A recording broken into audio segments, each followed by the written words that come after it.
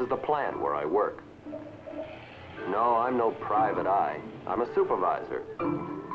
But, well, all those whodunits on TV, sometimes they get you, know what I mean? Just let something go wrong, and who gets assigned to solve the mystery? Grady, that's who. And on the morning I'm going to tell you about, I had a real case to solve. I know you've been in the same boat, or one like it. So maybe you'll get a charge out of seeing how fast you can spot the clues. Maybe you can solve it faster than I did. Try it anyway.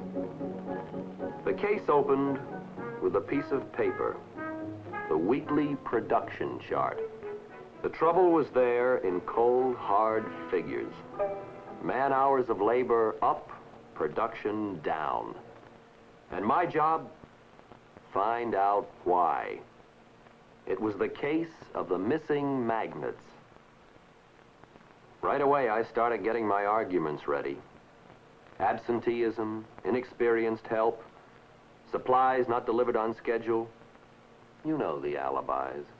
Trouble was, so did the boss. Hello. Talk louder. Something's wrong with the phone. Well, why don't you have it fixed, Mr. G? Guy's supposed to come today. What's up, Sally? Boss want to see me? No, I just thought you'd like to know, Mr. G. He'll be out of town till tomorrow. You've got a whole day to fix up your story. What story? You know, Mr. G. Bye-bye.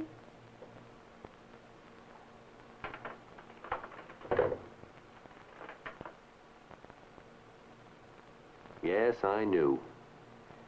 And I had to find out why production was down. Not just because the boss would be on my neck, but because it was my job. The answer was out there somewhere. But where? And then I saw we were still having trouble trying to make a new machine work like it should. And right then and there, I spotted the trouble. Here was the guilty party in the case, that machine. Purely a technical problem, like the crackling on the phone.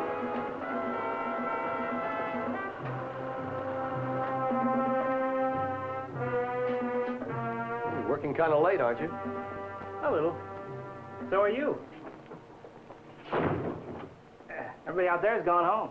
Yeah. We got trouble with a new machine. Well, this machine won't trouble you anymore. Oh, thanks. Say, Huh? don't you use your right hand for phoning? Nope. Well, why don't you put the phone over here? It'll be more convenient. Cord won't reach. I can fix that. Oh, don't trouble. It's not much trouble, really. All I've got to do is move the block. Why are you doing all that? It's my job, giving service. Oh, I get it. It'll look good when you turn in your report. No, nobody will know it but me. But the way I figure it, if I'm going to do a job, I'm going to do it right. Hey, you make it sound real important. Well, just how important is the phone to you? All right, look, I was only kidding. I know you're just trying to be helpful, and I appreciate it. This phone's always been a nuisance. Well, it won't trouble you anymore. You know, I could use a little of that attitude around here. That's no big deal. We all get a kick out of doing the best job we can, so long as we know it's recognized. Well, you get a big vote of thanks from this satisfied customer. Is that what you mean? Well, that helps. But lots of times we don't even see the customer. It's just that we want to know that our boss recognizes a good job when he sees it. Oh, I see. Your boss makes you feel important, is that it? Yeah, something like that. Well, how does he do it?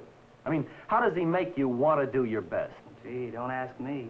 He just gets it out of us without always cracking the whip. We respect him, and he respects us. He lets us know he expects us to do a good job, and, well, somehow, we can't let him down. Well, so long.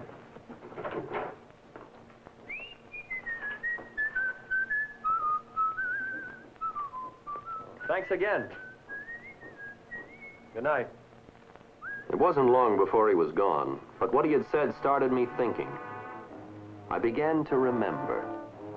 I remembered the time when I was out there working on the line. I was working right here.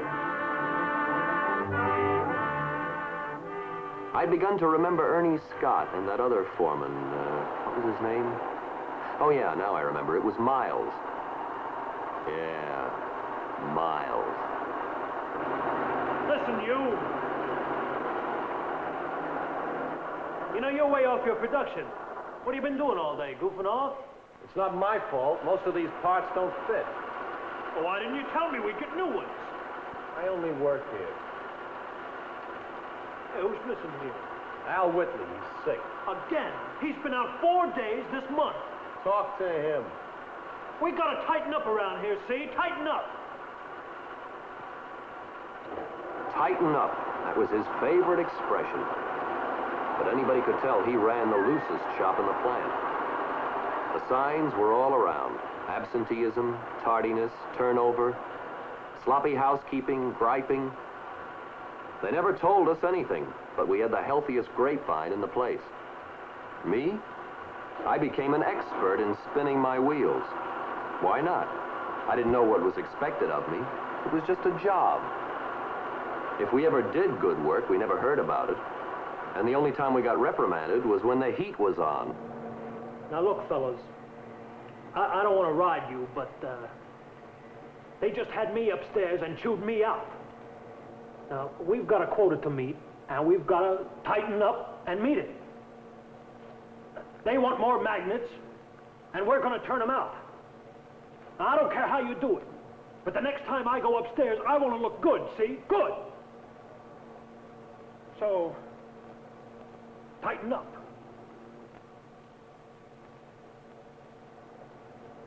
Tighten up, tighten up. That's all that guy knows. Why should we break our backs for him? All he wants to do is impress his bosses. Well, he's not gonna get more work out of me. No more work out of me. That was the sum total of Miles's scoldings and threats, and his empty slogan. He failed to impress his men. He failed to impress the men upstairs. And it wasn't long before we had a new foreman. The new foreman was Ernie Scott, and what a difference. He brought a new outlook, a new atmosphere into the department. And it wasn't long before the whole department had a different attitude. I thought you'd like to know, Hank. You haven't had a single reject all week. That's what I call good work. Yeah? Thanks. Don't thank me. Okay. Say, Ernie, this new stuff that's coming through, it doesn't seem to work quite the same. What do you think? No doubt about it. Ernie was on top of his department, helping us when we needed help, jacking us up when we needed jacking up. Ernie arranged with a company to show us just what happened to the magnets we made and what they did. Then one of the company salesmen explained how what he sells is the quality of the work we do, and how to get orders, he has to promise delivery, and how if we don't deliver both quality and quantity, we'll all be out of work. It was a kind of pep talk, but on a solid, practical basis. And I know we all went back to work feeling our jobs were more important, and we were more important. Then there was the time we had a new machine coming in. I guess it's just natural for everybody to resist change. But before that new machine arrived, Ernie had talked it over with each one of us. When you add it all up, I think the big difference, the reason we changed from a gang of gold bricks to a productive team, was that we had respect for Ernie because he respected us. I was getting pretty close to solving the case now. And there was a question on my mind. I didn't want to ask it, but I had to. Looking out there in the shop, I asked myself, which kind of a worker would I be, working under me? That was the vital clue in the case. I knew the answer, and it told me who the guilty party was. What did that telephone man say? If I'm gonna do a job, I'm gonna do it right. So I typed out a little memo to myself. Things to remember about the connection between attitude and productivity.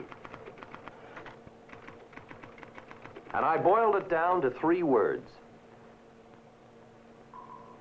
Enthusiasm. It's contagious. Pride in themselves and their jobs. Standards. Known and enforced. There's more to being a good supervisor and more to meeting production goals. You know there is. Every day, you're the detective in your department. You won't solve every problem the way I solved the case of the missing magnets. But if you'll think about the clues we've developed, well, don't you think some of them might help you crack your next case? I hope so. Anyway, that's the end of my story. Pretty odd, isn't it? When the guilty party turns out to be the detective.